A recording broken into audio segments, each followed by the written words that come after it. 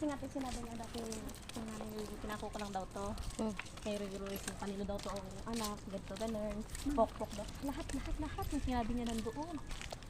Lahat. Nyura mo niya anak ko lahat.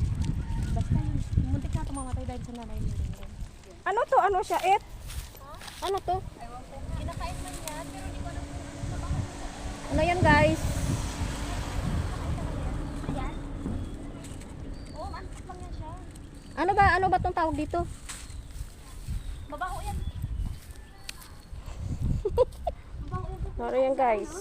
Oh, na yan. Ang daming ang daming. Yung paguyas tigas, pamalit pala, pabigas din pala yan siya. Pinoy nga naman Hindi ano. lutuin gagi. Oo.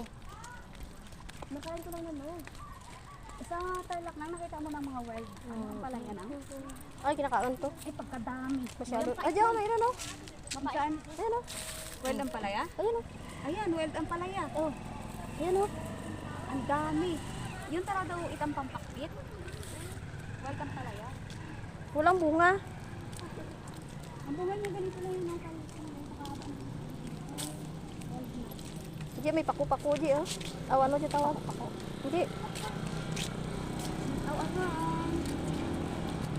Lupo-lupo.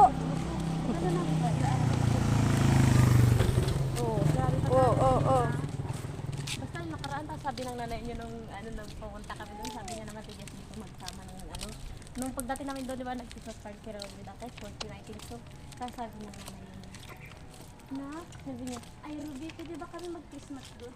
Ay, hindi pa po namin napapagplanohan ni Ruby. Guys, oh, sambong. Gamot sa hika. Ngayon, pagka December 30. Oh, di ba? Parang nasa Palawan lang kami, no? Mga lods. Yan. Ayan sa lods. Kung siguro kung sinamay din yun,